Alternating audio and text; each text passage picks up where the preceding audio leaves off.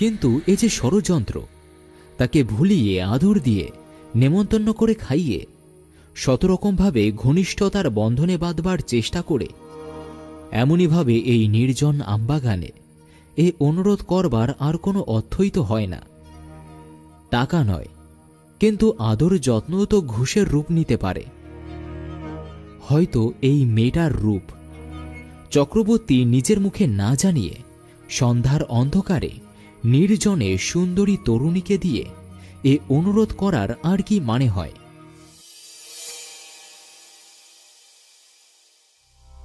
নমস্কার বন্ধুরা, গল্প পাঠে আমি তাপস।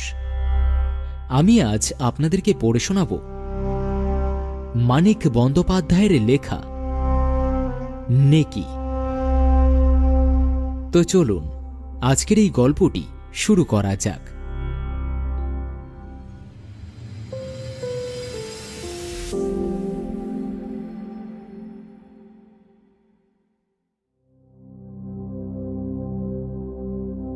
পূর্ববঙ্গের মহকুমা শহর। শহর সন্দেহ নেই, তবে বিশুদ্ধ নয়। গ্রামের খাদ আছে। চারিদিকে ঘুরে এলে মনে হয় যেন এ শহর আর গ্রামের আলিঙ্গনবদ্ধ মূর্তি। বাজার আর অফিস অঞ্চলটুকু দিব্যি শহর, আপ টু ডেট বাজার। কলকাতায় কোনো নতুন ফ্যান্সি জিনিস উঠলে এক মাসের ভেতরে স্থানীয় মণিহারির দোকানগুলিতে আত্মপ্রকাশ করে। একটিমাত্র বাঁধানো রাস্তা, মাইলখানেক লম্বা, বাজারের বুক ভেদ করে আদালতের গা ঘেঁষে গিয়ে মাটির রাস্তায় আত্মগোপন করেছে। বাজারের কাছে ছোট ছোট কয়েকটা শাখাও আছে। বাজারের কিছু দূরে পাকা রাস্তার ধারে একটি হাই স্কুল, কাছাকাছি পাবলিক লাইব্রেরি, টাউন হল, অফিসারদের ক্লাব, ক্লাব সংলগ্ন টেনিস কোর্ট ইত্যাদি। অভাব নেই কিছুরই। শহর যেমন হয় আর কি।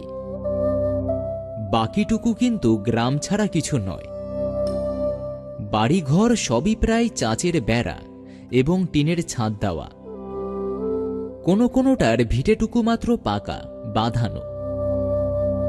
শুধু তাই নয়, গ্রামের যা প্রধান প্রধান লক্ষণ, প্রকাণ্ড প্রকাণ্ড আম কাঁঠালের বাগান, পুকুর, ডোবা, ঝোপঝাড়, জঙ্গল, বেদবন থেকে আরম্ভ করে সাপ, ব্যাঙ, শিয়াল, বেজি এবং টিকটিকের রাজসংস্করণ, গোসাপ পর্যন্ত সমস্তই আছে। শহরের পশ্চিম প্রান্তে আগাগোড়া চুনকাম করা একটি পাকা বাড়ি। বাড়িটা বরাবর স্থানীয় প্রথম মুনসেফ দখল করে থাকেন। এখন আছেন হেমন্ত মুখার্জি। বাড়িটির পিছনে প্রকাণ্ড এক আম বাগান, তারই একদিকে ডোবা সংস্করণ একটি পুকুর। একটা গল্পের আরম্ভ ওখানেই। একদিন বেলা প্রায় 10টার সময় 16-17 বছরের একটি মেয়ে স্নান করছিল। পুকুরের চারিদিকে প্রকৃতির নিজের হাতে গড়া গাছপালার প্রাচীর, এত ঘন যে 8-10 হাতের ভেতরে এলেও বুঝতে পারা যায় না এখানে পুকুর আছে। আশেপাশে বাড়িঘরও বেশি নেই, একান্ত নির্জন। মেয়েটির সংখ্যা ছিল না। নিত্যকার মতো সমস্ত পুকুরটা সাঁতরে এসে নিশ্চিন্ত চিত্তে অঙ্গ মার্জনা করছিল। হঠাৎ ওপরে নজর পড়তে দেখল বছর 22-23-এর একটি ছেলে, চোখে সোনার চশমা, একটা আম গাছের গুড়িতে ঘেঁষে দাঁড়িয়ে আছে। এয়স্তভাবে নিজেকে আকণ্ঠ নিমজ্জিত করে দিয়ে মেয়েটি সংযত হয়ে নিল। জড়সড় হয়ে তেমনিভাবে গলা পর্যন্ত জলে ডুবে দাঁড়িয়ে রইল। ভাবল ভদ্রলোকের ছেলে, সরে যাবে। ছেলেটির কিন্তু নড়বার লক্ষণ দেখা গেল না, তেমনিভাবেই দাঁড়িয়ে রইল। রাগে বিরক্তিতে মেয়েটি ঠোঁট কামড়ে ধরল। এক মুহূর্ত দ্বিধা করে জল থেকে উঠে এলো। তারপর ধীর পদে ছেলেটির কাছে এগিয়ে গেল। ছেলেটি নিবিষ্ট চিত্তে গাছের উপর কি দেখছিল, যেন পৃথিবীর আর কোনো দিকে তার লক্ষ্য নেই। রাগে গা জ্বলে গেল। তিক্ত স্বরে মেয়েটি বলল, দেখুন। ছেলেটি চমকে তার দিকে তাকালো। মেয়েটি বলল, এত দূর থেকে দেখতে আপনার বোধহয় অসুবিধা হচ্ছে। ঘাটের পাড়েই চলুন না, আমার স্নানের এখনো বাকি আছে। আমায় বলছেন? দ্বিতীয় ব্যক্তি তো কাউকে দেখছি না এখানে। আপনি ভদ্রলোকের ছেলে, আপনার যদি এরকম প্রবৃত্তি। রাগে দুঃখে মেয়েটির কণ্ঠ রুদ্ধ হয়ে গেল। ছেলেটি অকৃত্রিম বিস্ময়ে তার মুখের দিকে চেয়ে রইল। মেয়েটি আবার বলল, আরও একদিন আপনি উকি মারছিলেন, কিছু বলিনি, কিন্তু এ আপনার কোন দেশি ভদ্রতা? আপনার বাধে না, কিন্তু আমরা যে লজ্জায় মরে যাই। মানুষকে এত নিজ ভাবতেও যে কষ্ট হয়। বিবর্ণ মুখে ছেলেটি বলল, এ আপনি কি বলছেন? আমি? ন্যাকামি। ছেলেটির মুখে দেখে মন একটু নরম হয়েছিল। এই ন্যাকামিতে আবার কঠিন হয়ে গেল। কটু কণ্ঠে বলল, অন্যায় বলেছি? দু চোখ বড় বড় করে দেখুন। আপনাকে আমি লজ্জা করব না। স্নানের সময় গরু মহিষও তো মাঝে মাঝে জল খেতে আসে। ঘুরে দাঁড়িয়ে পা বাড়াল। পেছন থেকে ব্যাকুল কণ্ঠ শোনা গেল, দাঁড়ান। মেয়েটি ফিরে দাঁড়াল। আমায় বিশ্বাস করুন, আপনি স্নান করছিলেন, আমি তা দেখিনি। আরও একদিনের কথা বললেন, কিন্তু আমি কাল মোটে কলকাতা থেকে এখানে এসেছি। আশেপাশে যদি দুটো একটা পাখি মেলে এই আশায় সকালে বন্দুকটা নিয়ে বেরিয়েছিলাম। একটা ঘুঘু এই দিকে উড়ে এসেছিল, কোথায় বসলো তাই দেখছিলাম, আপনাকে নয়। হাতের বন্দুকটা দেখিয়ে বলল, এটা দেখে আপনার বিশ্বাস হওয়া উচিত। পিছন ফিরে ঘাটের দিকে চলতে চলতে মেয়েটি বলল, ন্যাকামি করবেন না, আমি কচি খুকি নই। ছেলেটির মুখ কালো হয়ে গেল।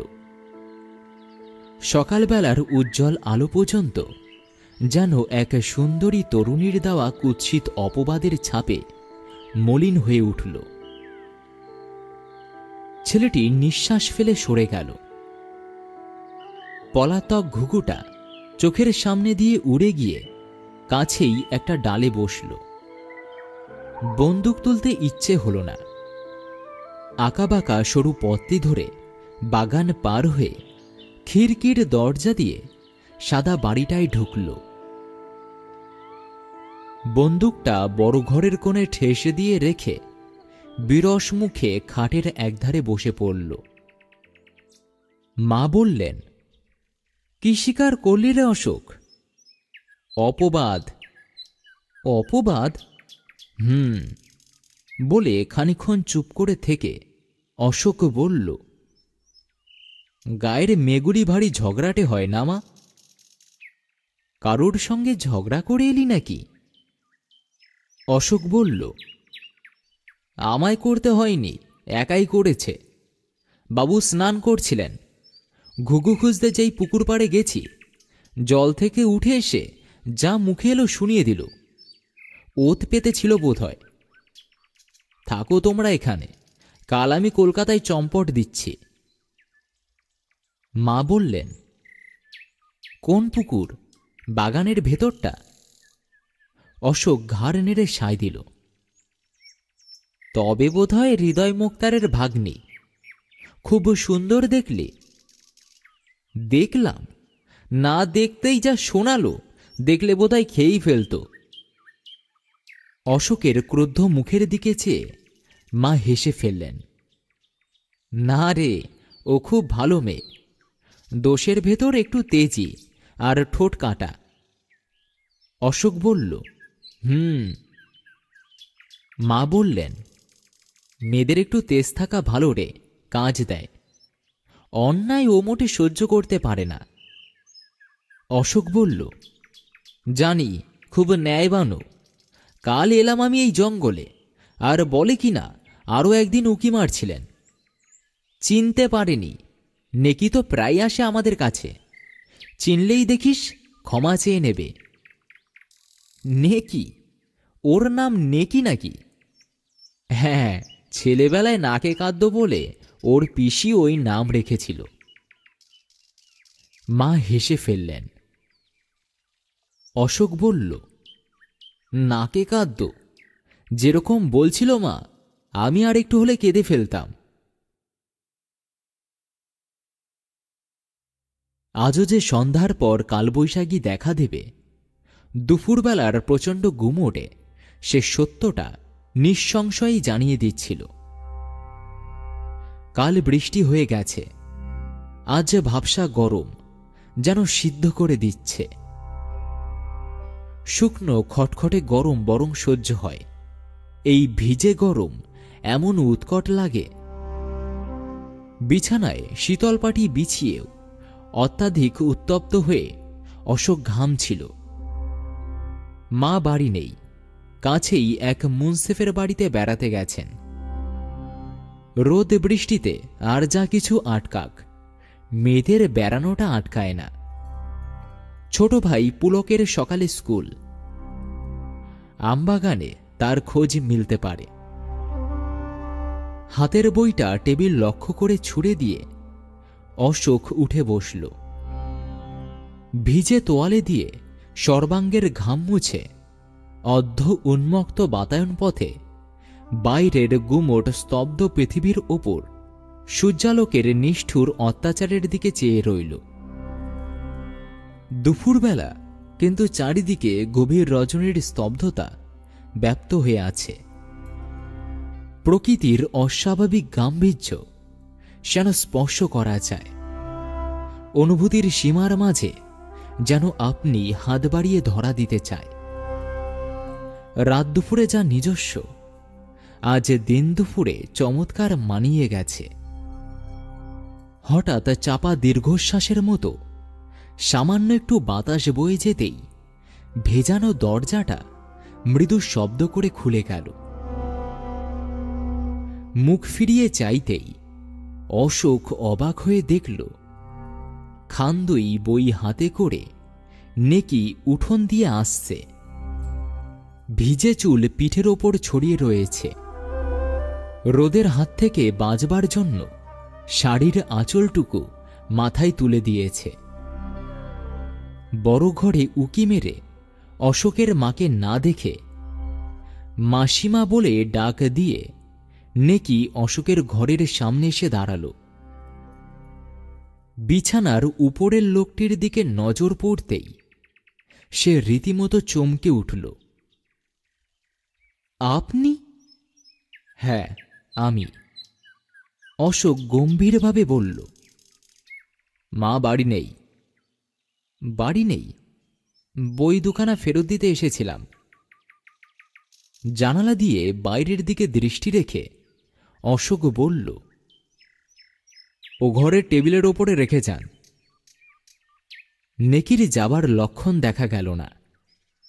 সেখানে দাঁড়িয়ে সপ্রতিভভাবে প্রশ্ন করল, আপনি অশোকবাবু না? নেকির মুখের দিকে চেয়ে অশোক বলল, আমার সৌভাগ্য।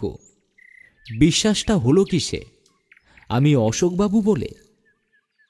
মৃদু হেসে নেকি বলল, হ্যাঁ, মাসিমার কাছে আপনার কথা এত শুনেছি যে বিশ্বাস না করে উপায় নেই। আপনার আসার কথা জানতাম, রাগের মাথায় খেয়াল ছিল না। এখানকার কোনো ফাজিল ছোকরা মনে করেছিলাম আপনাকে। বেশ করেছিলেন। আপনি ভীষণ চটেছেন দেখছি। অশোক কথা বলল না। নেকি বলল, চটার কথাই। মিথ্যা অপবাদ কে আর সইতে পারে? আচ্ছা, আমি হাত জোড় করে ক্ষমা চাচ্ছি, তাতে হবে তো? হবে। কেউ বাড়ি নেই, বিকেলে এলে ভালো করতেন। অর্থাৎ আপনি এখন যান, এই তো? অশোক নির্বিকার উদাসীনের কণ্ঠে বলল। সেই রকম মানেই তো দাঁড়ায়। নেকির মুখ ম্লান হয়ে গেল। কথা না খুঁজে পেয়ে বলল, তাড়িয়ে দিচ্ছেন? না না, তাড়াবো কেন? অতখানি অভদ্রতা করতে পারি আপনার সঙ্গে? আমার বলবার উদ্দেশ্য। অশোক থেমে গেল। উদ্দেশ্য? উদ্দেশ্য মরুক। আসল কথা কি জানেন? আপনাকে আমি ভয় করি। হয়তো বলে বসবেন, একলা পেয়ে আপনাকে আমি অপমান করেছি। বাকিও তো রাখলেন না কিছু। এ অপমান নয়, অন্য রকম। অভদ্র উক্তি, কুৎসিত ইঙ্গিত, চারিদিকের নির্জনতা অন্যরকম অপমানের অর্থটাকে এমনই স্ফুটতর করে তুলল যে অপমানে নেকির মুখ লাল হয়ে উঠল। বই দুটি মেঝের ওপর ছুঁড়ে দিয়ে বলল, আপনি চাষা, নিজের মনে ময়লা থাকলে সমস্ত পৃথিবীটাকে কালো দেখায়। স্নানের ঘরেই পরিচয় পেয়েছি। বলে ঝড়ের মতো চলে গেল। মিথ্যা অপবাদের জ্বালা আছে, তাতে রাগ হওয়াটাও আশ্চর্য নয়। কিন্তু এইবার অশোক স্পষ্ট উপলব্ধি করল সে ভুল করেছে। শ্রদ্ধা যার প্রাপ্য তাকে দিয়েছে অপমান। সে না হয় নজর দিতে যায়নি, কিন্তু অমন কি কেউ যায় না? বাঙালির মেয়ে লজ্জায় মাটির সঙ্গে মিশে গিয়ে কোন রকমে ক্ষুধিত দৃষ্টির সম্মুখ থেকে নিজের দেহটা সরিয়ে নিয়ে যায়। অমন মুখোমুখি অন্যায়ের বিরুদ্ধে দাঁড়াতে পারে কটি মেয়ে? ঘৃণায় নাসিকা কুঞ্চিত করে কটি মেয়ে একান্ত নির্জনে একজন অপরিচিত যুবকের মুখের ওপর বলতে পারে, আপনি গরু মহিষ, আপনাকে আমি লজ্জা করব না? আজ তুচ্ছ আত্ম অভিমানের বশে সেই মেয়েটিকেই সে অপমান করেছে। তাও সে যখন ক্ষমা চেয়েছে তখন। বিকালে দুভাইকে খাবার দিয়ে মা বললেন, তোর নেকি দিদি দুদিন এলো না কেন রে পুলক? পুলক আমে কামড় দিয়েছিল। আমটা সরিয়ে সংক্ষেপে জবাব দিল, দাদা বকেছে। বলে আবার আমটা মুখে তুলল। হ্যাঁ রে, আবার ঝগড়া হয়েছে তোদের? কি হয়েছিল? অশোক বলল, পরশু তুমি বাড়ি ছিলে না, দুপুরবেলা বই হাতে করে এসে হাজির। যেমনি বলেছি মা বাড়ি নেই, বিকালে আসবেন, যা মুখে এলো বলে চলে গেল। সবটুকু দোষ অশোক নির্বিকারে নেকির ঘাড়েই চাপিয়ে দিল। এমনি করে মানুষ নিজের অন্যায় করার জ্বালার সান্ত্বনা খোঁজে। বেদনা দেওয়া সহজ, আঘাত করা ততোধিক। কিন্তু অমন একটা সহজ কাজ করেও সুখ মেলে না। সুন্দরী এবং তরুণী, তার হাসি ভরা মুখখানি যে কথার আঘাতে ম্লান করে দিয়েছিল, এই স্মৃতিটা কাঁটার মতো ক্রমাগত বিঁধে চলেছে। মা বললেন, কি ছেলে মানুষই যে তোরা করছিস অশোক? নেকি তো গায়ে পড়ে ঝগড়া করার মেয়ে নয়। না, খুব ভালো মেয়ে। রোদ পড়ে এলে পুলককে নিয়ে অশোকে বেড়াতে বার হল। আমবাগানের পরেই বিস্তৃত মাঠ। আলে আলে পায়ে পায়ে গড়ে ওঠা সরু পথটি দিয়ে চলতে তার এমনই ভালো লাগে। মাঝে মাঝে লাঙল দেওয়া খেতে নেমে পড়ে। মাটির ঢেলাগুলি পায়ের নিচে গুড়িয়ে যায়। ক্ষেতগুলি সমস্ত দিন বৈশাখের বেহিসাবি সূর্যের তাপ চুরি করে সঞ্চিত করে রাখে। সূর্য বিদায় নিলে মৃদুভাবে সেই তাপ বিকীর্ণ করে। অশোক সর্বাঙ্গ দিয়ে সেইটুকু অনুভব করে। চাষা মাটির অস্পষ্ট সুবাস তার মনকে উদাস করে দেয়। পুলকের হাত ধরে চলতে চলতে অশোক ভাবে, এমনইভাবেই মাটি যেন নিজেকে চিনিয়ে দিতে চায়। নিশ্চল জড় যেন বলতে চায়, সারা জগতের জীবনের রস যোগাই আমি, আমায় চিনে রাখো। মাঠের পরে বাড়ি থেকে মাইলখানেক তফাতে ছোট্ট একটি নদী। এখন স্রোত নেই, স্থানে স্থানে জল জমে আছে। বাকিটুকু বালিতে বোঝাই, সাদা ধবধবে বালি। এককালে স্রোতের নিচে ছিল। জলের গতি নিপুণ শিল্পীর মতো অপূর্ব নকশা এঁকে দিয়েছে। কোথাও বালির বুকে ঢেউয়ের ছবি হুবহু ছাপ পড়েছে, কোথাও বিচিত্র রেখার সমাবেশ সূক্ষ্ম আলপনা গড়ে উঠেছে। এমনই সূক্ষ্ম, এমনই কোমল যে দেখলে মনে হয় আঁকলোকে। অশোক নিত্য এখানে এসে বসে। পায়ের দাগে বাড়ির কারুকার্য নষ্ট হয়ে যায়। অশোক ব্যথিত হয়ে ওঠে। অথচ ওই কারুকার্য ৯৯ জনের চোখেই হয়তো পড়ে না। তুচ্ছ বলে নয়, সূক্ষ্ম সৌন্দর্য আবিষ্কার করবার মানুষের একটা বিপুল ক্ষমতা আছে বলে। অশোক আজ সেখানেই যাচ্ছিল। আমবাগানের ভেতরে একটা মোটা গাছের গুড়ি পাক দিতেই অশোক আর নেকি একেবারে মুখোমুখি পড়ে গেল। কাপড় গামছা নিয়ে নেকি স্নান করতে যাচ্ছিল। চোখাচোখি হতেই তার মুখের ভাব কঠিন হয়ে উঠল। নিঃশব্দে একপাশে সরে গিয়ে সে অশোককে পথ দিল। অশোক এগিয়ে গেল, কিন্তু পুলক নেকির সামনে দাঁড়িয়ে বলল, আর যে আমাদের বাড়িতে যাও না নেকি দিদি, দাদা আর কিছু বলবে না, মা বকে দিয়েছে।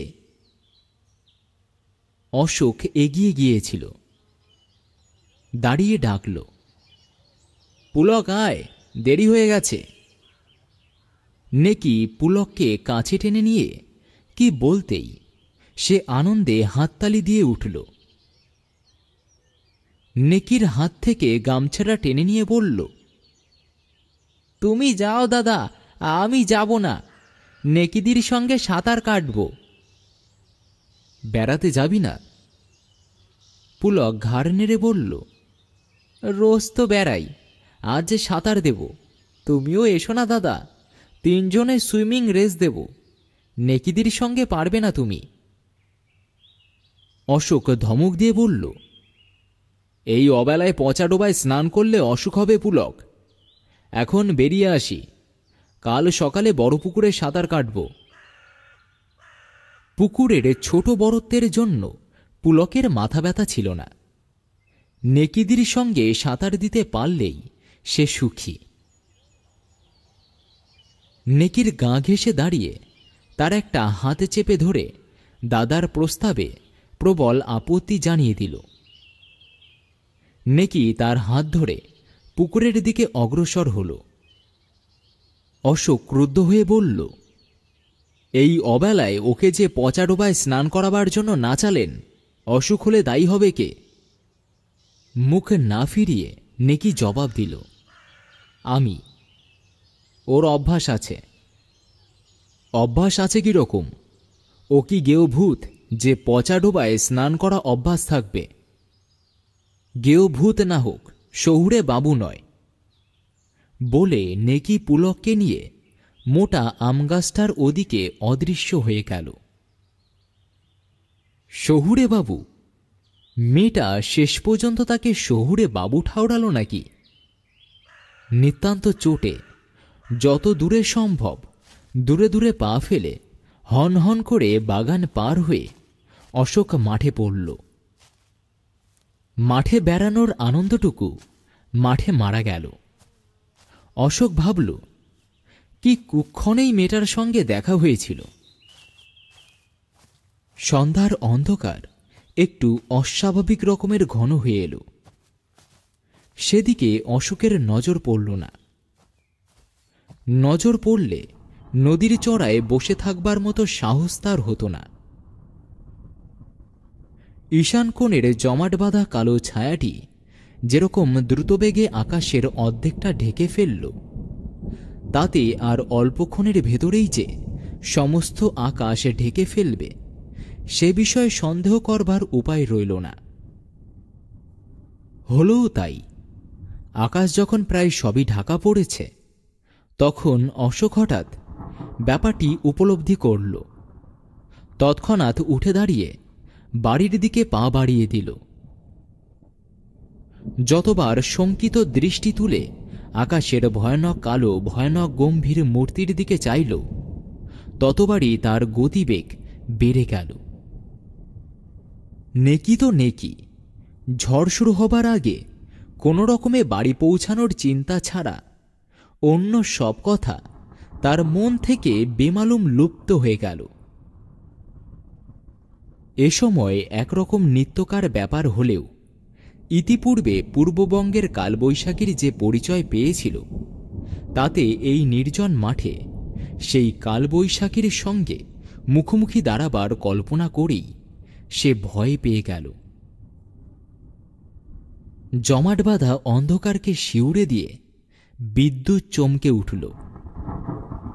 অশোকের দ্রুত চলা দৌড়ানোতে পরিবর্তিত হয়ে গেল। অশোক পুরী গিয়েছিল। দূর থেকে সমুদ্রের গর্জন কেমন শোনায় জানত। পিছন থেকে সেই রকম একটা অস্পষ্ট গর্জন কানে আসতেই সে বুঝতে পারল কালবৈশাখী তাড়া করে আসছে এবং তাকে ধরে ফেলতে মাত্র 2-3 মিনিটের ওয়াস্তা।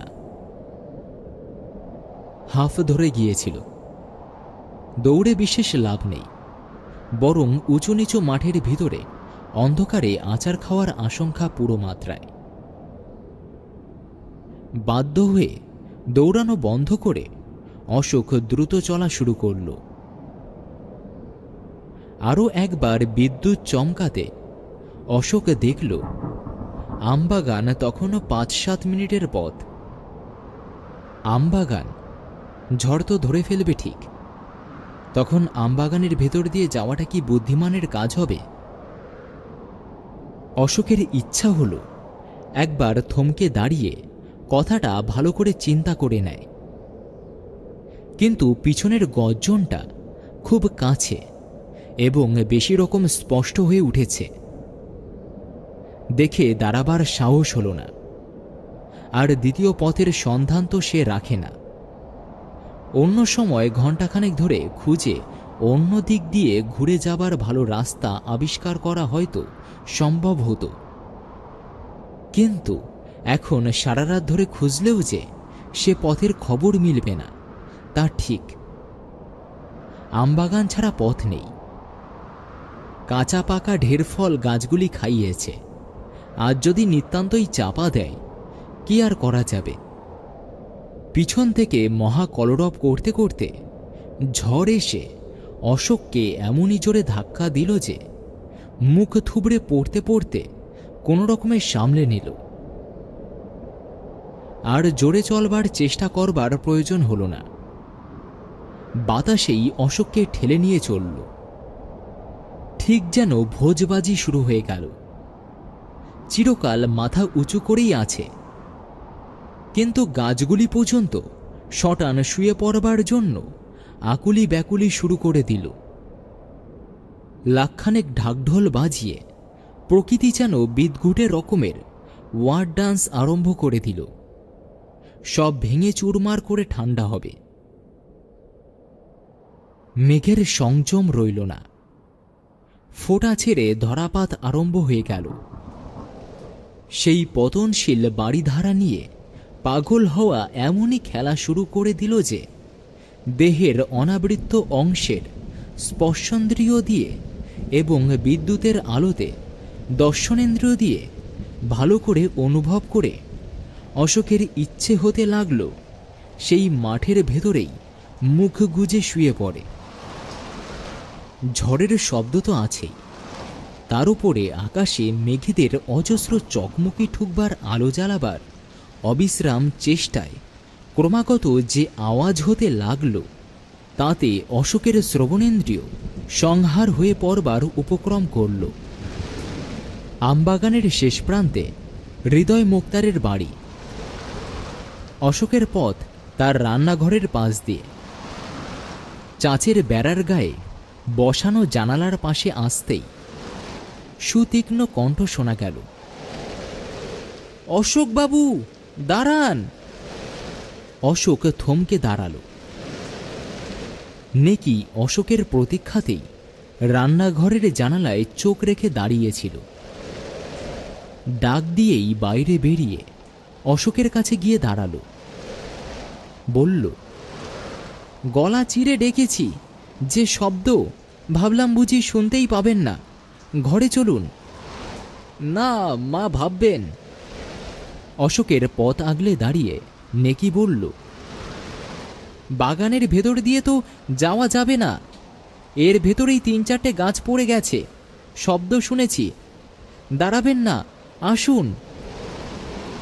অশোক তবু দ্বিধা করল, কিন্তু মা যে পাগল হয়ে উঠবেন।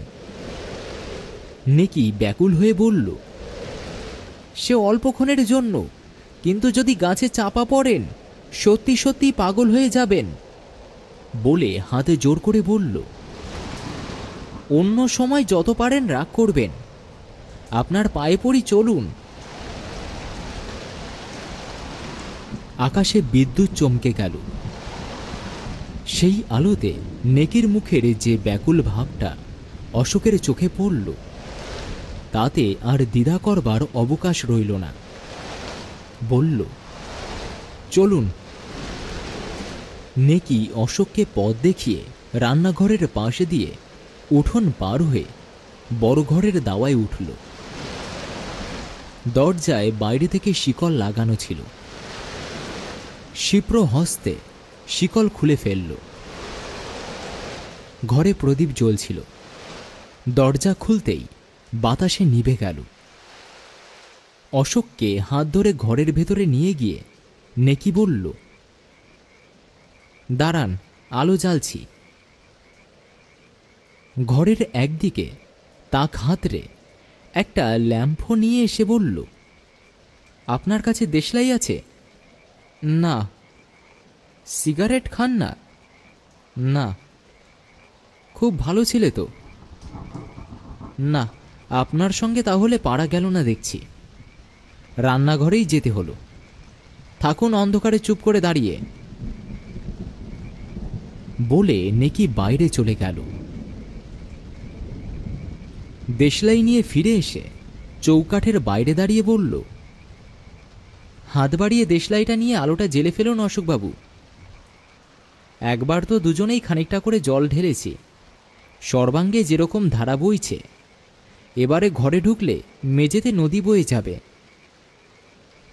নিকষ কালো আধার, কিন্তু তারই ভেতর নেকির হাতের দুগাছা সোনার চুড়ি রান্নাঘরের অদৃশ্যপ্রায় আলোয় চিকচিক করছিল।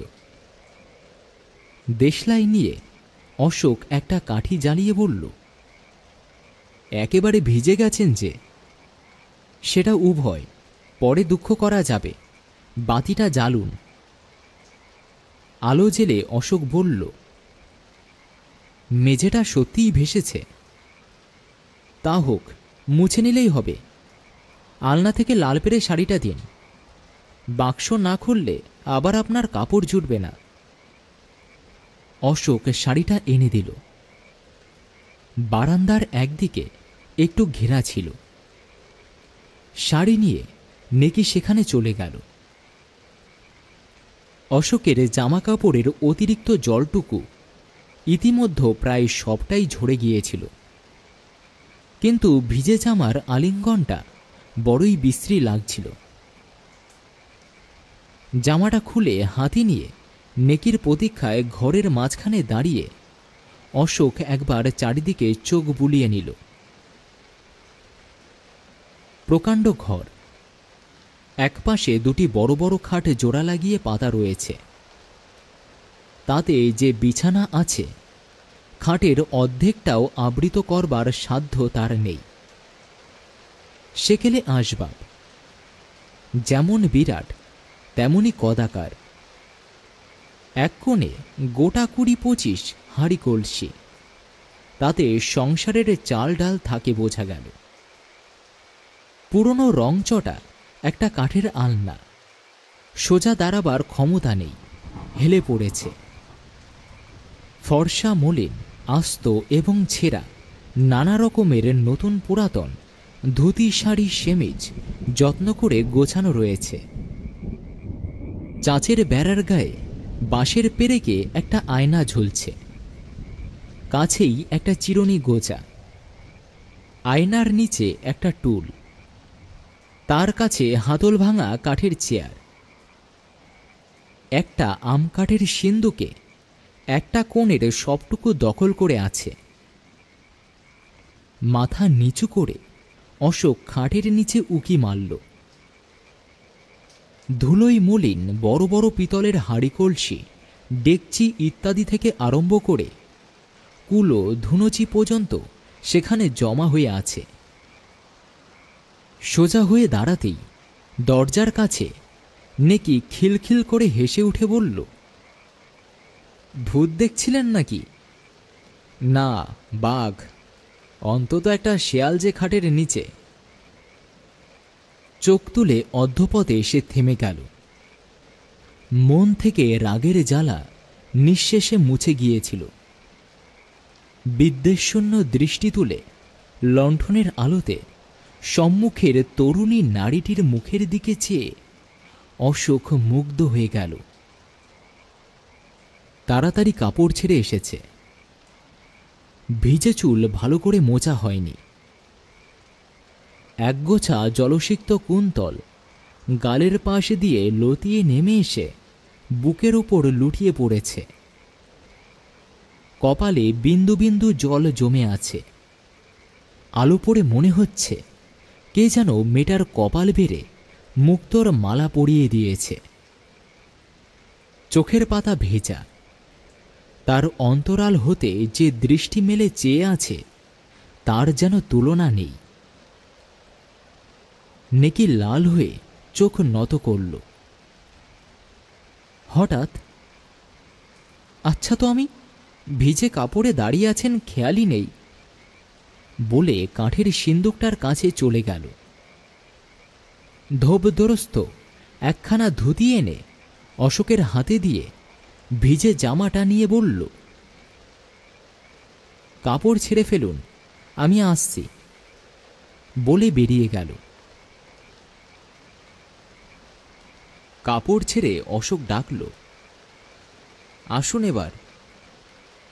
নেকি এলো। দরজা দিয়ে প্রথম থেকে কিছু কিছু ছাঁট আসছিল।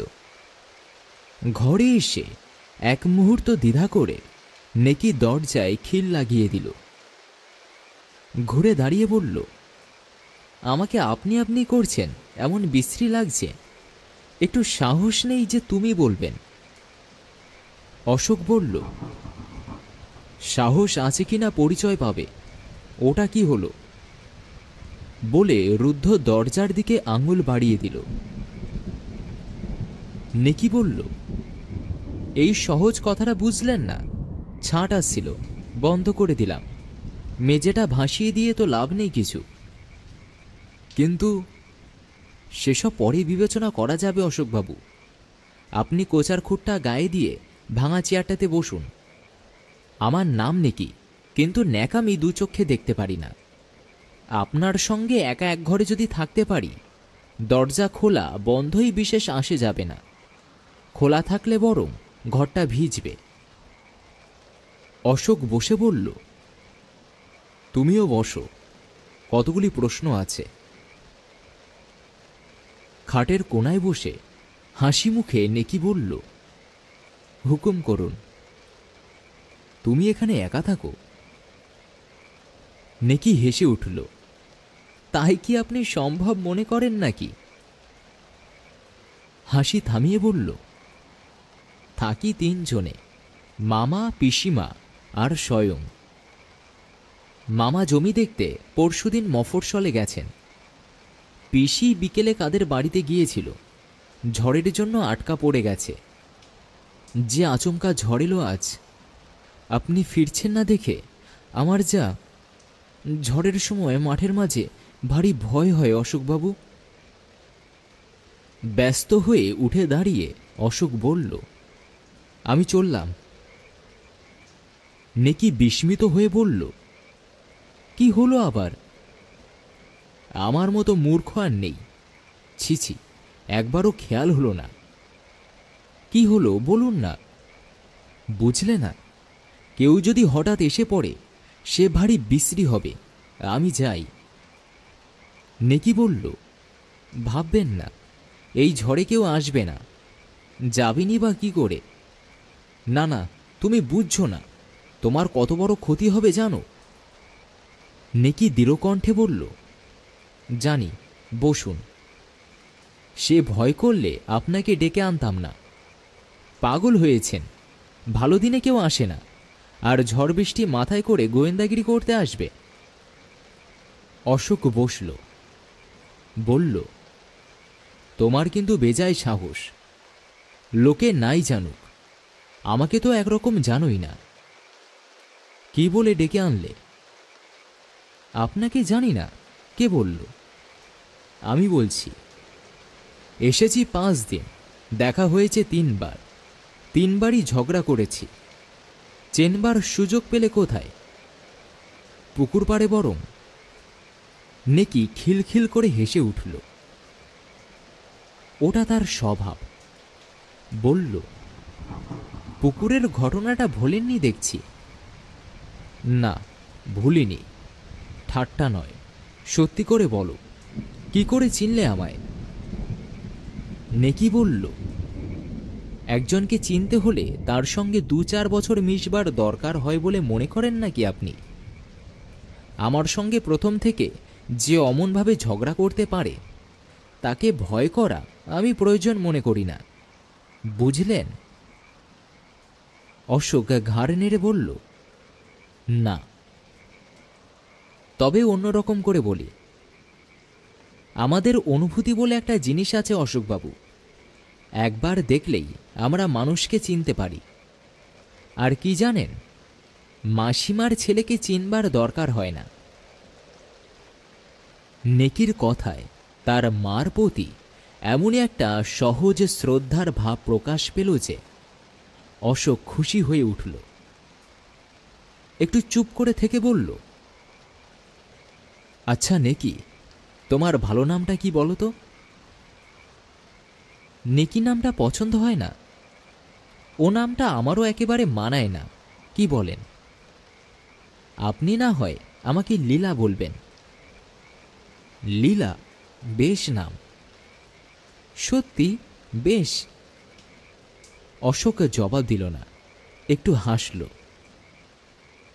হঠাৎ নেকি বলল, আপনার খিদে পেয়েছে? আম খাবেন? অশোক ঘাড় নাড়ল। আম খাবেন না? তাহলে কি দি? কাল সন্দেশ করেছিলাম, গোটা 4 আছে বোধহয়, তাই খান তবে। অশোক আবার ঘাড় নাড়ল। ঘাড় নাড়ছেন যে খালি, ইচ্ছেটা কি? ইচ্ছে কিছু না খাওয়া, বাড়ি থেকে যতদূর সাধ্য খেয়ে বার হয়েছিলাম, খিদে নেই। নেকি মুখ গোজ করে বলল, রাগ হলো?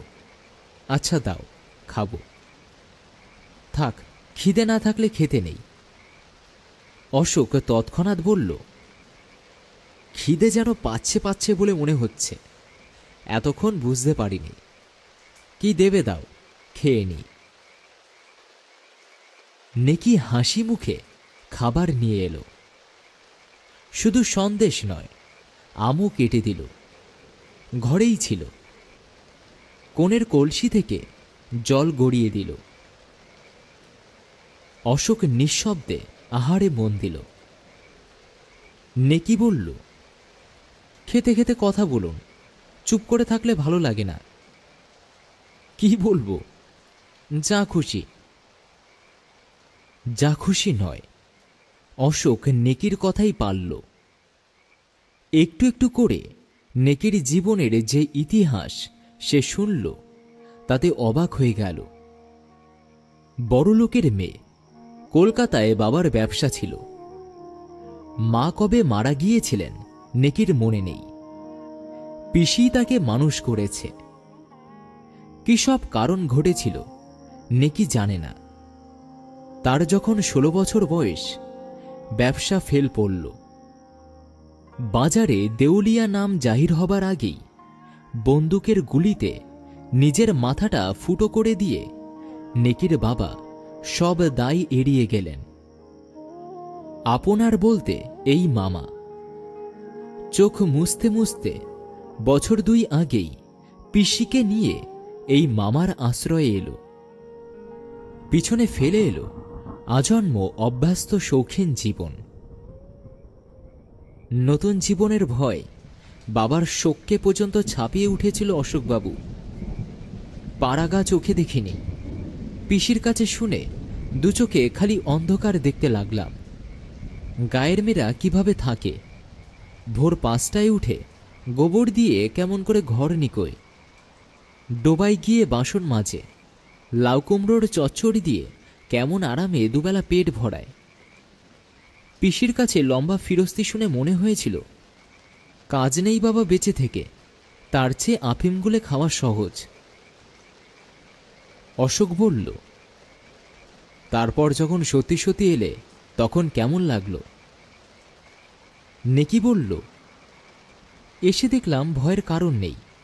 ঘর নিকোবার দরকার হলো না, বাসনও মাজতে হলো না। রান্নার ভাতটাও পিসিমা নিলেন, সেদিক দিয়ে বিশেষ কষ্ট হলো না। কিন্তু কপাল মন্দ, আমি আসার 3 মাসের ভেতরেই কয়েকটা মোকদ্দমায় হেরে মামার অবস্থা ভয়ানক খারাপ হয়ে গেল।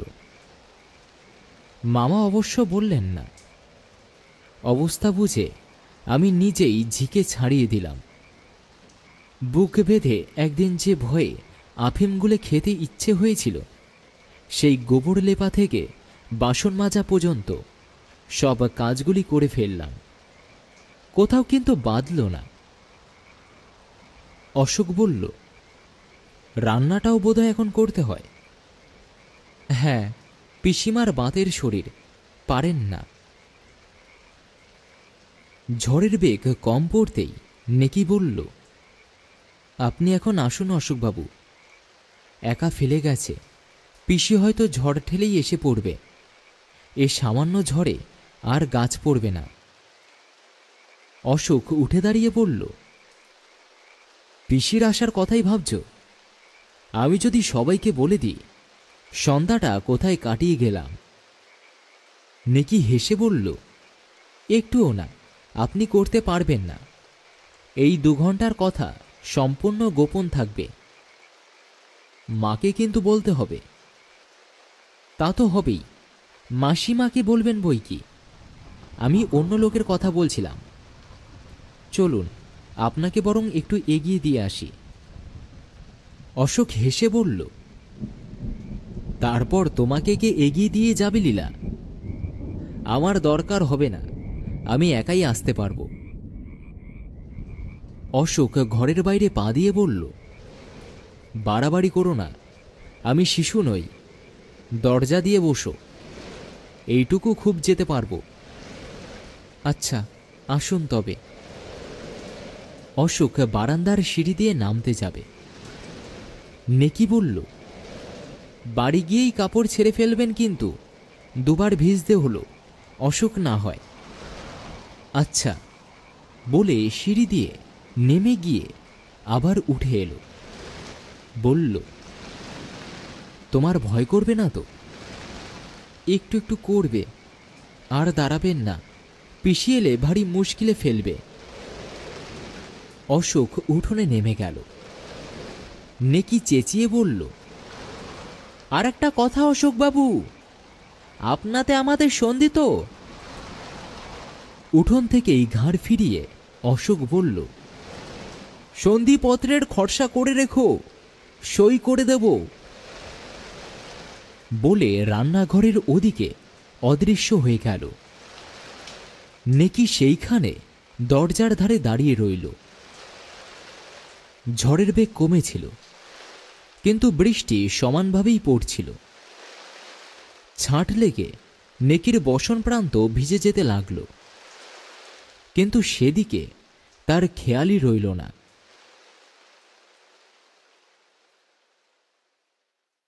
পরদিন সকালে অশোকের জামা আর কাপড় হাতে করে যেতেই অশোকের মা নেকিকে জড়িয়ে ধরে চুমু খেলেন।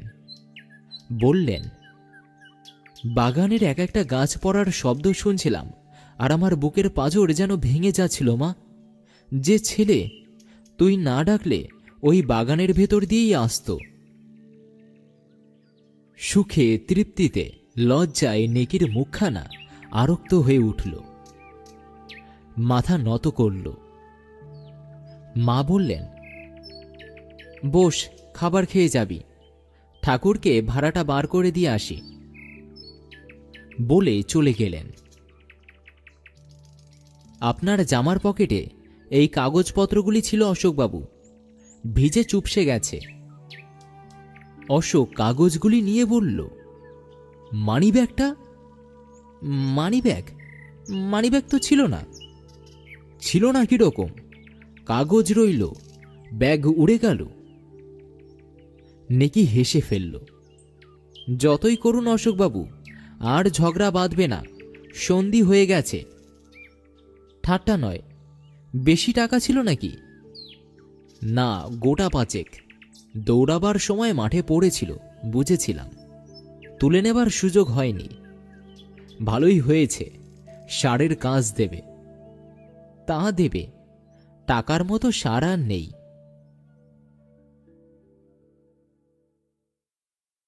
মাসখানেক কেটে গেছে। সকালবেলা মা চা করেছিলেন। ঝরা ফুলের মতো পরিম্লান মূর্তি নিয়ে নেকি এসে তার গা ঘেঁষে বসে পড়ল। মা বললেন, জ্বর ছেড়েছে? উঠে এলি যে? জ্বর নেই, আমায় 1 কাপ চা দিও মাসিমা। এখনো খাসনি কিছু? নেকি ঘাড় নাড়ল। তবে আগে একটু দুধ খেয়ে নে, তারপর চা খাস। দুদিনের জ্বরে কি চেহারাই হয়েছে মেয়ের। স্টোভের ওপর কড়াই দুধ জাল হচ্ছিল। বাটিতে ঢেলে নেকির সামনে ধরলেন। অশোক বলল, 3-4 বার করে পচা ডোবায় স্নান করলে জ্বর হবে না? নেকি বলল, প্রথম দিন থেকেই ও পুকুরে স্নান করাটা আপনার চক্ষু শুল হয়েছে দেখছি। কি মুশকিল, এ মেয়েটা প্রথম দিনের সেই ঘটনাটুকু নিজেও ভুলবে না, অশোককেও ভুলতে দেবে না। মা কি কাজে উঠে যেতেই বাটির দুধ প্রায় সবটা কড়াই ঢেলে দিয়ে চোখ কান বুঝে বাকিটুকু নেকি উদরস্থ করে ফেলল। চায়ের কাপ তুলে নেকি বলল, দুধ তো না, বিষ। তাই দেখছি, মাকে বলতে হবে।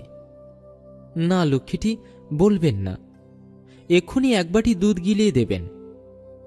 ভালোই তো। ভালো বই কি, চায়ের কাপটা শেষ করে তাড়াতাড়ি উঠে দাঁড়িয়ে মার আসবার আগেই পালাই তাহলে। অশোক বলল, না বসো, বলবো না। রাঁধতে হবে, পিসিমার অসুখ। এই শরীরে রাঁধবে? না রাঁধলে চলবে কেন? মামা 2 দিন হাত পুড়িয়ে খেয়েছেন। এই যা, আসল কথাই ভুলে গেছি। বিকালে আপনার আম খাবার নেমন্তন্ন রইল, পুলককে নিয়ে যাবেন, বলে নেকি চলে গেল। বিকালে প্রায় 6টার সময় পুলককে সঙ্গে নিয়ে অশোক আম খাবার নিমন্তন্ন রক্ষা করতে গেল। হৃদয় চক্রবর্তী একগাল হেসে অভ্যর্থনা করলেন। কি সৌভাগ্য! কথাটাই উচ্চারণ করলেন বার করি। চক্রবর্তীর বয়স নির্ণয় করা দুঃসাধ্য। মাথার চুলে পাক ধরেছে, চুল বলা সঙ্গত নয়, কদম ফুলের পাপড়ি। মুখে দাড়িগোফের জঙ্গল। হাসবার উপক্রম করলেই সেই জঙ্গল ফাঁক হয়ে তামাকের ধোঁয়ায় বিবর্ণ কতগুলি দাঁত আত্মপ্রকাশ করে। এমনই অতিরিক্ত বিনয় প্রকাশ করতে লাগল যে সেগুলি প্রকাশ হয়েই রইল। বড় ঘরের বারান্দায় সেই ভাঙা চেয়ার আর টুলখানা পাতা হয়েছিল। অশোক আর পুলককে বসিয়ে চক্রবর্তী নিচে একটা পিঁড়ি দখল করে উবু হয়ে বসে ডাকলেন, নেকি। নেকি ভেতর থেকে সাড়া দিল, আম কটা কেটে নিয়ে যাচ্ছি মামা। দুথালা বোঝাই আম দুজনের সামনে ধরে দিতেই অশোক বলল, এ কি ব্যাপার, এত আম খাবো কি করে? চক্রবর্তী মাথা নেড়ে বললেন, কিছু না, যুবা কাল, লোহা পেটে পড়লে হজম হয়ে যাবে। খান, লজ্জা করবেন না। আপনার মা ঠাকুরন নেকিকে স্নেহ করে তাই, নইলে আমাদের মতো লোকের বাড়িতে আপনাকে খেতে বলা সাহসী হতো না। নেকি মুচকি হেসে ভেতরে চলে গেল। কি যে বলেন, বলে অশোক একটা আম মুখে তুলে নিল। বলল, খা পুলক, উনি যখন ছাড়বেন না, যা পারি খাই, বাকি নষ্ট হবে। চক্রবর্তী মুক্তার মানুষ, বকতে পারেন। আসর সরগরম করে রাখলেন। অশোক কখনো দিয়ে কাজ সারলেন, কখনো বলল, নিশ্চয়ই, কখনো মৃদু হেসে বলল, তা বই কি। বিষয় থেকে বিষয়ান্তরে ভ্রমণ করে চক্রবর্তী কলিকালের লোকের ধর্মজ্ঞানহীনতা এবং উৎকট লোভপরায়ণতার কথা কীর্তন করলেন। বললেন, আদালতে এত মামলা মোকদ্দমা কি জন্য মশাই? ওই লোভ। মিথ্যা সাক্ষী তৈরি করে কার দুবেগে জমি আছে তাই আত্মসাৎ করবার চেষ্টা। কেন রে বাপু, পরের জিনিস নিয়ে টানাটানি কেন? নিজের যা আছে তাই নেড়েচেড়ে খানা। অশোক ঘাড় নেড়ে সাই দিল, তা বই কি। এইবার চক্রবর্তীর এই চিন্তার উৎসমুখের সন্ধান পাওয়া গেল।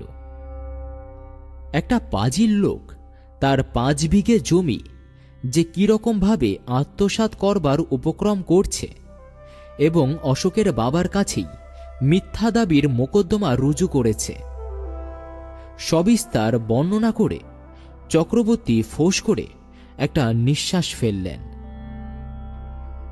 শুনে অশোক আন্তরিক দুঃখ প্রকাশ করল। থালা অর্ধেক খালি করে ঠেলে দিতেই চক্রবর্তী হাত জোর করলেন। অশোক ব্যস্ত হয়ে বলল, ও কি, সত্যি বলছি, আর খাবার ক্ষমতা নেই, নইলে ফেলে রাখতাম না। লোকটার প্রতি শ্রদ্ধায় অশোকের অন্তর পূর্ণ হয়ে গেল।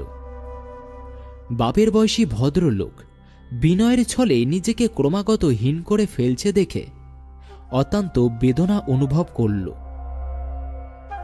জোর হাতেই চক্রবর্তী নিবেদন করলেন, তবে 2টি সন্দেশ মুখে দিন। বলে হঠাৎ ক্রুদ্ধ হয়ে হাঁকলেন, নেকি। নেকি নিঃশব্দে চৌকাঠের কাছে এসে দাঁড়াল। 2টো আম ফেলে দিলেই হবে, এ কি হেজি পেজির লোক পেয়েছিস? বাপের তো টাকা ছিল, এতটুকু শিক্ষা হয়নি? সন্দেশগুলো কি তোর খাওয়ার জন্য এনেছি নাকি? 4টে প্রশ্ন। নেকি নত মুখে শুধু সন্দেশের সংবাদটাই দিল, সন্দেশ নেই। নেই কি হলো, পাখা গজিয়েছে? আছে, দেওয়া যাবে না, হাড়ি ভেঙে সন্দেশ মাটিতে পড়ে গিয়েছিল। হাড়ি ভাঙল কেন? তাকের ওপর ছিল, বেড়ালে ফেলে দিয়েছে। বলে চক্রবর্তী স্তব্ধ হয়ে গেলেন। অশোক হেসে বলল, বেড়াল ভালো কাজ করেছে, এর ওপর সন্দেশ খেলে ডাক্তার ডাকতে হতো। চক্রবর্তী শখেদে বললেন, 16-17 বছর বয়স হলো, কোনো দিকে যদি নজর থাকে। আপনার জন্য কত যত্ন করে আনা, হায় হায়, আগেই জানি অদৃষ্ট আমার নিতান্তই মন্দ। অশোকের ভাগ্যে সন্দেশ জুটল না, সেজন্য চক্রবর্তীর অদৃষ্ট মন্দ হতে যাবে কেন ভেবে অশোকের হাসি পেল। লোকটির কি অপূর্ব বিনয়। চক্রবর্তী বলে চললেন, অদৃষ্ট মন্দ না হলে এমনটা হয়। 7 পুরুষের জমি আমার, তাতে আরো একজন ভোগা দেবার চেষ্টা করে।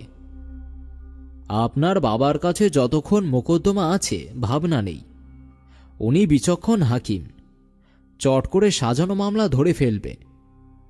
কিন্তু তা কি থাকবে, দেবে হয়তো একটা দরখাস্ত ছেড়ে। কোন কাঠখোট্টা হাকিমের হাতে গিয়ে পড়ব ঈশ্বরই জানেন। সন্ধ্যার অন্ধকার ঘনিয়ে আসছিল। অশোক উঠে দাঁড়িয়ে বলল, আজ আসি চক্রবর্তী মশাই। চক্রবর্তীও উঠে দাঁড়ালেন। আসবেন? যাতো মানে কি, একটা আলো নিয়ে সঙ্গে? না না, আলো লাগবে না, এখনো তো এমন অন্ধকার হয়নি, এইটুকু বেশ যেতে পারব। চক্রবর্তী জিভ কেটে বললেন, তা কি করে হয়, গ্রীষ্মকাল, জঙ্গলের ভেতর দিয়ে পথ, একটা লণ্ঠন নিয়ে এগিয়ে দিয়ে আসুক। অশোকের ইচ্ছে হলো বলে, আপনি আলো নিয়ে চলুন না মশাই, রোগা মেয়েটাকে না হয় নাই পাঠালেন। এরকম ইচ্ছা দমন করতে হয়। অশোকও করল। নেকি একটা আলো জেলে নিয়ে তার সঙ্গে চলল। বাগানের মাঝখানে হঠাৎ থমকে দাঁড়িয়ে নেকি বলল, অশোকবাবু, আমার একটা অনুরোধ রাখবেন? অশোক হেসে বলল, মস্ত ভূমিকা, অনুরোধ ছোট হলে চলবে না। না, ছোট নয়। নেকি একটা ঢোক গিলে আলোটা এমনভাবে ধরল যে মুখ তার অন্ধকারেই রইল। একটু চুপ করে থেকে বলল, মামা যে জমির কথা বলছিলেন সেটা সত্যি সত্যি আমাদের, আপনার বাবাকে একটু বলবেন। সম্মুখে সাপ দেখলে মানুষ যেমন চমকে ওঠে, অশোক তেমনি চমকে উঠল। অন্য অবস্থায় এই অনুরোধটা অশোকের কাছে এত কদর্য ঠেকত না। সরলভাবে নেকি যদি এই অনুরোধে জানাত, অশোক মৃদু হেসে তাকে বিচারকের কর্তব্যের কথাটা বুঝিয়ে দিত। নেকির অজ্ঞতায় কৌতুক অনুভব করত, কিন্তু এ যে ষড়যন্ত্র, তাকে ভুলিয়ে আদর দিয়ে নেমন্তন্ন করে খাইয়ে শতরকমভাবে ঘনিষ্ঠতার বন্ধনে বাঁধবার চেষ্টা করে এমনইভাবে এই নির্জন আমবাগানে এ অনুরোধ করবার আর কোনো অর্থই তো হয় না। টাকা নয়, কিন্তু আদর যত্নও তো ঘুষের রূপ নিতে পারে। হয়তো এই মেয়েটার রূপ চক্রবর্তী নিজের মুখে না জানিয়ে সন্ধ্যার অন্ধকারে নির্জনে সুন্দরী তরুণীকে দিয়ে এ অনুরোধ করার আর কি মানে হয়। ঘৃণায় অশোকের অন্তর সংকুচিত হয়ে গেল। গম্ভীর কণ্ঠে বলল, তোমার এই অনুরোধের অর্থ কি? নেকির গলা কেঁপে গেল। আমরা বড় গরিব অশোকবাবু। অন্য সময় এই কণ্ঠস্বর শুনলে অশোকের হয়তো করুণা হতো, এখন হলো রাগ। বলল, গরিব বলে তোমাদের জন্য আমাকে অন্যায় করতে হবে নাকি? অন্যায় তো নয়, জমিটা আমাদের। আমার কথা আপনার বিশ্বাস হয় না? তিক্তস্বরে অশোক বলল, না, হয় না। হলেও জমি তোমাদের কি অন্যের, সে মীমাংসা হবে আদালতে, সাক্ষী প্রমাণ দিয়ে। তোমার অনুরোধ যে আমাকে আর আমার বাবাকে কতদূর অপমান করতে পারে সে ধারণা তোমার নেই বলেই নিঃসংকোচে জানাতে পারলে। নেকি কি বলতে গিয়ে সামলে নিল। একটা নিঃশ্বাস ফেলে বলল, চলুন, থাক, তোমাকে আর কষ্ট করবার দরকার নেই। নেকির মুখ দেখা গেল না। দেখলে অশোক ভয় পেয়ে যেত। বলল, অতিরিক্ত সাধুতা ফলাবেন না অশোকবাবু। অহেতুক দংশন, অন্তরে জ্বালা ধরালে, কারণ যাই হোক, এই রকম যুক্তিহীন কথাই মুখ দিয়ে বার হয়। অশোক কিন্তু তা বুঝল না। বলল, সাধুতা অসাধুতার তফাৎ বুঝবার ক্ষমতা তোমার নেই, তাই এ কথার জবাব দিলাম না। আমার সবচেয়ে বড় দুঃখ লীলা, ভগবানের দেওয়া রূপকে তুমি তুচ্ছ ঘুষের মতো ব্যবহার করলে। অন্তরে ওই কথাটাই বড় যন্ত্রণা দিচ্ছিল, তীক্ষ্ণ কাটার মতো বিচ্ছিল। অসতর্ক মুহূর্তে অশোকের শিক্ষা দীক্ষা মার্জিত বুদ্ধি সকলের বাধা ঠেলে বাইরে বেরিয়ে এলো। এমন বিশ্রী শোনাল যে অশোক নিজেই চমকে উঠল। নেকির হাত থেকে আলোটা পড়ে গিয়ে বার কয়েক দপদপ করে জ্বলেই নিভে গেল। পুলক ভয় পেয়ে গিয়েছিল। অশোকের একটা হাত ধরে বলল, বাড়ি চলো দাদা। বাড়ি চল। অশোক মনকে বোঝাল। নতুন একটা অভিজ্ঞতার সঞ্চয় হল। মন্দ কি, ফুলে যে কীট থাকে সে তত্ত্বটা তো জানাই ছিল। এবার থেকে সাবধান হওয়া যাবে। উফ, কিরকম জড়িয়ে জড়িয়ে বাঁধছিল। মুক্তি পেলাম, বাঁচা গেল। মুক্তিও বটে, বাঁচাও বটে, দুটোর একটার চিহ্ন অশোক খুঁজে পেল না। বাঁধন খসছে মনে করতেই বাঁধনে টান পড়ল। যা নেই বলে জানল, তারই টানে টানে পাকে পাকে হৃদয় ভেঙে পড়তে চায় দেখে অশোক চমকে গেল। অশোক দেখে অবাক হয়ে গেল। নেকিকে সে যেভাবে ভাবতে চায়, নেকি সেভাবে ধরা দেয় না। মনে হয় তার বৃতৃষ্ণা যেন চোখের সামনে কুয়াশা রচনা করে দিয়েছে। সেই কুয়াশার ভেতর দিয়ে নেকিকে সে নিষ্প্রভভাবে দেখছে। কিন্তু কুয়াশার ওদিকে নেকি তেমনি উজ্জ্বল হয়েই আছে। অশোক ধরতে পারে না, কিন্তু তার মনে হয় কোথাও যেন ভুল হয়েছে। খোঁজে, হদিশ মেলে না। রাত্রে খাওয়া দাওয়ার পর বিছানায় শুয়ে অন্ধকারে এসে আগাগোড়া একবার ভেবে নিল। হঠাৎ ভুলটা ধরা পড়ে গেল। চক্রবর্তী, হৃদয় চক্রবর্তী, ঠিক। অশোক ধর্মর করে বিছানায় উঠে বসল। মূর্খ, মূর্খ, নিতান্ত মূর্খ সে। সবটুকুই যে হৃদয় চক্রবর্তীর খেলা, এইটুকু বুঝবার ক্ষমতাও তার নেই। মামা আদেশ করলে তার কথা নেকি কেমন করে অস্বীকার করবে? আজ 1 মাস যার সঙ্গে পরিচয়, যার চরিত্রের এতটুকু অংশ তার কাছে গোপন নেই, তাকে কি করে এতখানি হীন বলে মনে করল? নেকির তো বিন্দুমাত্র অপরাধ নেই। অশোকের বুক থেকে মস্ত একটা ভার নেমে গেল। বন্ধনের যে দড়িগুলি এতক্ষণ বেদনা দিচ্ছিল, হঠাৎ সেগুলি হয়ে গেল ফুলের মালা। খুব ভোরে ঘুম ভাঙতেই অশোক আমবাগানে চলে গেল। পুকুর ধারে ঘাটের কাছে একটা তাল গাছ কাত হয়ে পড়েছিল। তার গুড়ির ওপর বসে সরু বাঁকা পথটির দিকে চেয়ে রইল। একগোছা বাসন হাতে নিয়ে ঝোপ ঘুরে পুকুরের তীরে এসে অশোকের দিকে নজর পড়তেই নেকি থমকে দাঁড়িয়ে পড়ল।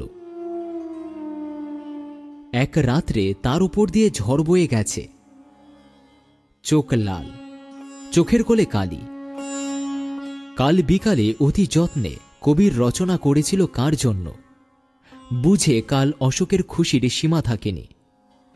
আজ সে কবির বিশৃঙ্খল হয়ে গেছে। অশোকের বুক টনটন করে উঠল। কাছে এসে বলল, লীলা, আমায় মাফ করো। নেকির সর্বাঙ্গ কেঁপে উঠল, জবাব দিতে পারল না। অশোক আবার বলল, আমি বুঝতে পারিনি লীলা, তোমার কোনো দোষ ছিল না। ছিল না? অশোক ভুল করল, বলল, না, আমি জানি তোমার মামার জন্যই। আপনার পায়ে পড়ি অশোকবাবু, যে নিচ ভগবানের দেওয়া রূপকে যে ঘুষের মতো ব্যবহার করে, দয়া করে তাকে নিচেই থাকতে দিন। বলে নেকি অগ্রসর হল। পথ ছাড়ুন। অশোক পথ ছেড়ে দিল। তার অস্বাভাবিক বিবর্ণ মুখের দিকে চেয়ে দাঁত দিয়ে ঠোঁট কামড়ে ধরে নেকি ঘাটে নেমে গেল। পরদিন অশোক কলকাতায় রওনা হল।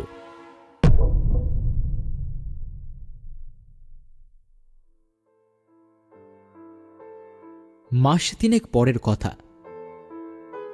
সকালে মার কাছ থেকে অশোক একটা চিঠি পেল। মা লিখেছেন, মাসখানেক ধরে তিনি জ্বরে ভুগছেন।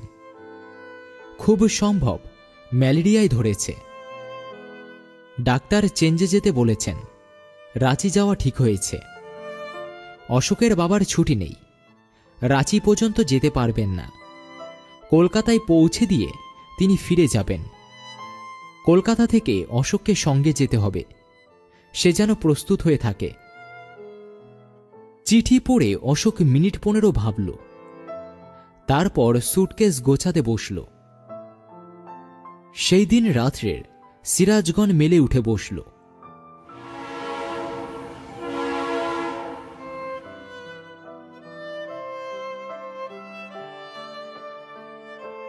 মা বললেন, তোর তো আসবার দরকার ছিল না, আমরাই তো কলকাতায় যাচ্ছিলাম। যাক, বেশ করেছিস। অশোক মুখ নত করল। কেন যে এলো সে প্রশ্নের বিরামহীন মামলা তো তার মনেই চলেছে। জবাব দেবে কে? তোর কি কোনো অসুখ হয়েছে অশোক? অশোক ঘাড় নেড়েই প্রশ্ন করল। পুলকের স্কুল তো ছুটি হয়নি, ও কি ওখানে থাকবে? কথা ঘুরিয়ে নেবার জন্য ছেলের প্রয়াস দেখে মার চোখে জল এলো। বললেন, থাকবে, থাকবার ছেলে বটে। আর জানিস, নেকি আমাদের সঙ্গে যাবে। অশোক চমকে উঠল। মেয়েটা একেবারে শেষ হয়ে গেছে রে। তুই থাকতেই ম্যালেরিয়া ধরেছিল, এখন কালাজ্বরে দাঁড়িয়েছে। অত্যাচারের তো সীমা ছিল না। জ্বর গায়ে কবার যে স্নান করত ঠিক নেই। কি চেহারা হয়ে গেছে। মা একটা নিঃশ্বাস ফেলে চলে গেলেন। মার চেঞ্জে যাওয়ার আসল উদ্দেশ্য এবার আর অশোকের কাছে গোপন রইল না।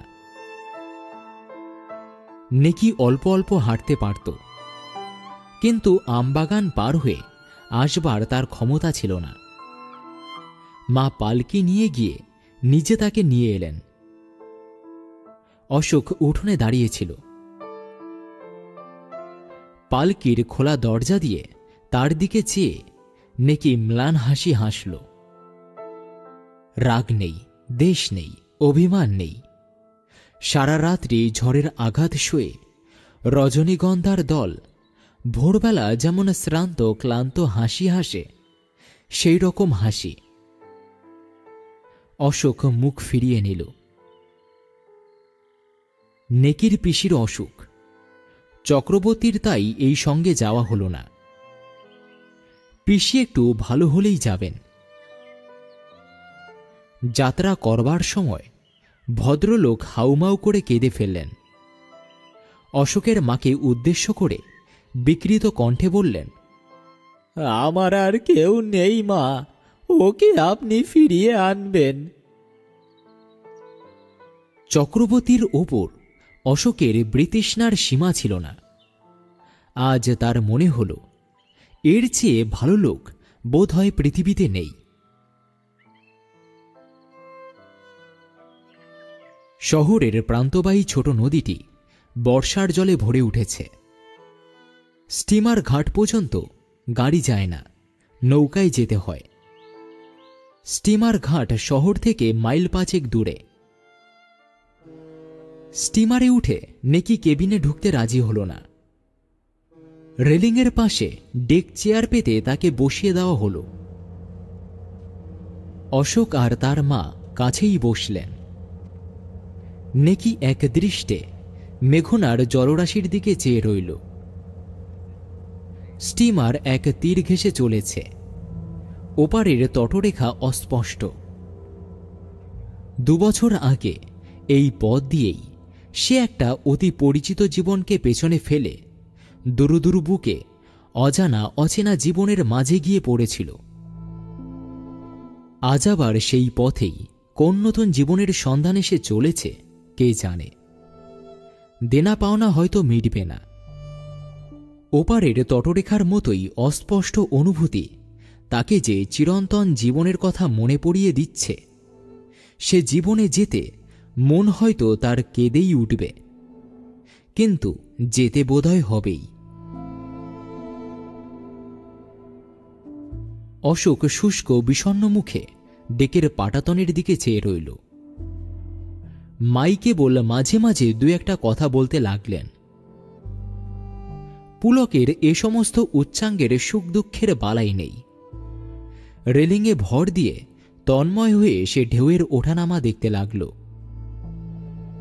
হঠাৎ উঠে দাঁড়িয়ে মা বললেন, তোরা গল্প কর অশোক, আমার ভারী মাথা ধরেছে, কেবিনে গিয়ে একটু ঘুমিয়ে নি। মা উঠে যেতেই অশোকের মুখের দিকে চেয়ে নেকি হাসল, যেন বলতে চায়, রাগ তো তোমারও নেই, তবে কথা বলছো না কেন? চেয়ারটা নেকির কাছে সরিয়ে এনে তার মুখের ওপর ব্যাকুল দৃষ্টি মেলে অশোক বলল, আমায় মাফ করেছ লীলা। নেকি তেমনিভাবে হেসে বলল, মাফ করবার কিছু নেই, সেসব আমি ভুলে গেছি। তুচ্ছ ব্যাপারকে বড় করে দেখবার আর আমার শক্তি নেই, সময়ও বোধহয় নেই। অশোকের চোখে জল এলো, বলল, আমি তোমাকে শেষ করে দিলাম লীলা। নেকি তাড়াতাড়ি বলল, না না, ও কথা বলো না। হঠাৎ অশোকের দিকে আঙুল বাড়িয়ে বলল, কতগুলি সাদা পাখি কেমন সার বেঁধে চলেছে দেখো, বক তো নয়। অশোক দেখল, বলল, না, বুনো হাঁস। হাঁস? ওমা, এ আবার কিরকম হাঁস? আচ্ছা, ওরা দল বেঁধে কোথায় চলেছে? বেড়াতে বেরিয়েছে বুঝি? অশোক বুঝল, একেবারে নেকির পাশে সরে গেল। নেকির একখানা হাত নিজের হাতের ভেতর গ্রহণ করে বলল, ওদের তো বাড়িঘর নেই, ওরা বেরিয়েই বেড়ায়। তুচ্ছ কথার অন্তরালে অনাড়ম্বর চেষ্টায় এতদিনের বিচ্ছেদের সংকোচ মুছে ফেলাই সবচেয়ে সহজ। সত্যি বাড়িঘর না থাকা কিন্তু বেশ, না? বাতাসে একরাশি রুক্ষ চুল নেকির মুখের ওপর এসে পড়েছিল। অশোক সযত্নে চুলগুলি সরিয়ে দিল। আরামে নেকির চোখ বুঝে এলো। নিঃশব্দে অশোকের আঙুলের মৃদু স্পর্শটুকু সমস্ত মন দিয়ে উপভোগ করে চোখ মেলে অশোকের মুখের দিকে চেয়ে লজ্জিত সুখের হাসি হেসে বলল, ঘুম পাচ্ছে, ঘুমোই। ঘুমাও। নেকির হাতখানি হাতের মুঠোতেই ধরা রইল। নেকির মুখের ওপর থেকে দৃষ্টি সরিয়ে নীল আকাশের বুকে সঞ্চরণশীল শ্বেত চন্দনের ফোঁটার মতো গতিশীল বুনো হাঁসগুলির দিকে চেয়ে রইল। শ্রাবণের আকাশ, কিন্তু মেঘ নেই। ওপারের অস্পষ্ট তটরেখা অস্পষ্ট হয়েই রইল। অশোক মনে মনে বলল, তাই থাক, যে তীর ঘেঁষে চলেছি সে তীর স্পষ্টতর হোক, উজ্জ্বলতর হোক, ওপারের তটরেখা আরো স্পষ্ট হয়ে মিলিয়ে যাক।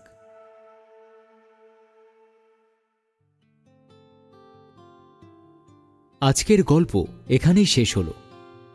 গল্পটি যদি আপনাদের ভালো লেগে থাকে তাহলে অবশ্যই একটি লাইক ও কমেন্ট করবেন। আর যদি এই চ্যানেলে নতুন হয়ে থাকেন তাহলে অবশ্যই চ্যানেলটিকে সাবস্ক্রাইব করে বেল আইকনে ক্লিক করতে কিন্তু ভুলবেন না, যাতে নতুন নতুন গল্পের নোটিফিকেশন সবার আগে আপনার কাছে পৌঁছে যায়। ভালো থাকবেন। দেখা হচ্ছে আবার কোনো নতুন গল্পে।